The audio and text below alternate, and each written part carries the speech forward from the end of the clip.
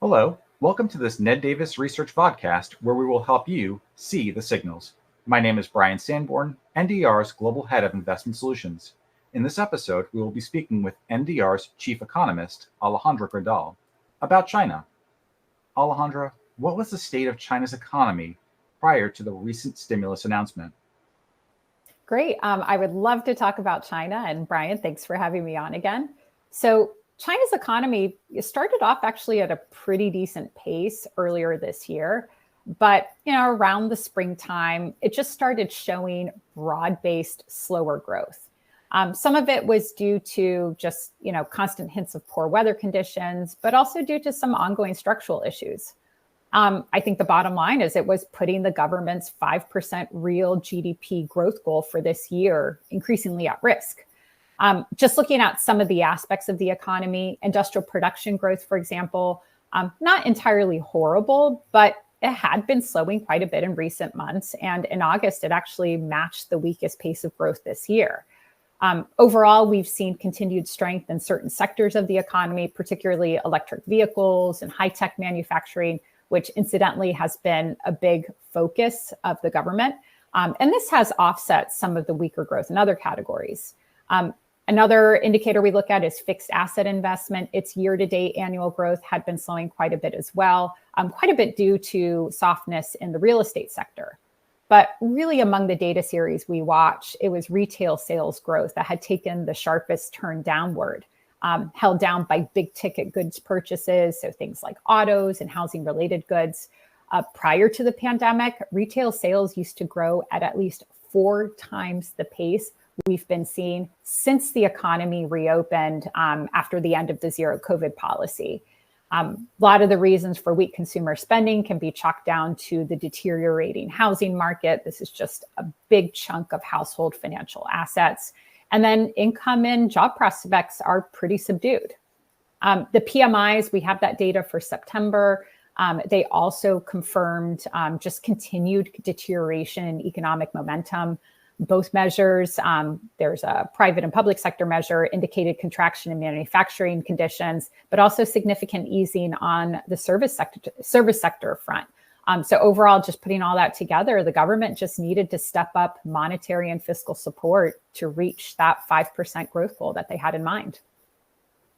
What was the scope of the stimulus, and what do you think are the near and long-term implications?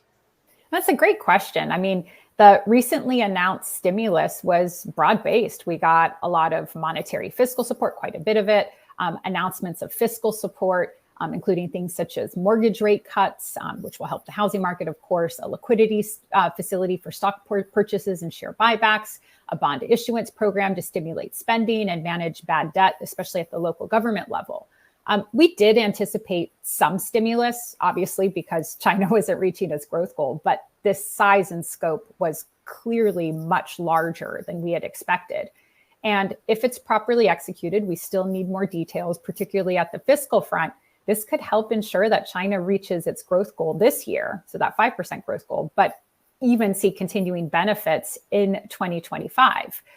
But if you just sort of step back and you look at the stimulus and you look at the broader story in China, I just don't think it'll change China's long-term growth trajectory, which has been in a downtrend for, almost 15, 20 years now. What's causing the downward long-term growth trajectory in China? It's a great question. So we put it into, I guess, a cleverly named 3Ds. So we look at just deteriorating demographics, bad debt situation, and deglobalization. So those 3 things, those 3Ds are really holding down China's long-term picture. So just briefly, about those first demographics, and particularly we focus on the labor force. It's actually been a large driver of China's slower economic growth over the past few years and expected to even worsen over the next few decades. Just for a little bit of context, China's labor force has been recording outright declines since 2018. So it's not just slower growth. This is outright declines. You have fewer people making stuff. Similarly, if you look at China's working age population as a share of its total population, it actually peaked over a decade ago. This has been offset by the proportion of people ages 65 and older. It's surging, right? China's previous one-child policy is in large part to blame for that sharp decline in the labor force, but also China's rapid industrialization. We saw drops in fertility rates in other newly industrialized Asian economies, so a little bit of both. Looking at another deglobalization, that's another factor. So overall, this has kind of been sort of under the radar, but China has been relying less on trade for its broader economy since actually the global financial crisis. And then you add in these elevated tensions with the West, not just with the United States, but also with Europe. It's resulted in tariffs. So we've seen sort of a narrowing in the countries that China has historically been trading with. Now, the good news is with China being more self-sufficient and sort of trading more with friendly partners, with allies, it does reduce the risk of near-term shocks. But overall, this reduction in trade and this narrowing of trade ties, impedes long-term comparative advantage, which holds down productivity. And then the final D, it's debt. So non-financial debt, private debt in China is about 200%. It's actually over 200% of GDP. This is quite high, extremely high for emerging market standards, and even high for developed market standards, believe it or not, where this type of debt just tends to be higher. The downside of that is the rise in China's debt has been associated with weaker economic growth because high debt creates opportunity costs for investments elsewhere. What would the impact of weaker growth in China have on the United States? Yeah, just in general, the comment, right? Weaker or even stronger growth. So we've had a lot of clients ask that question. And, just kind of stepping back and looking at the United States, the domestic economy is just far more important because that's really where, the U.S. economy would be sensitive to either a Chinese pickup or Chinese slowdown. U.S. economy far more domestically oriented. In fact, exports make up just about 10% of the U.S.'s overall GDP. And believe it or not, this is actually one of the smallest shares in the world. But even from that trade perspective, the ties between the U.S. and China and the economies have deteriorated quite a bit, pretty much since the tariffs, since 2018. But then sort of move forward more through China's zero COVID policy, and then obviously the rising tensions between the two economies. We've actually found that trade ties, even though they've become less prominent with China, between the U.S. and China, they've actually picked up quite a bit between the U.S. and USMCA. So this is Canada and Mexico, as well as Europe. It's just become far more important.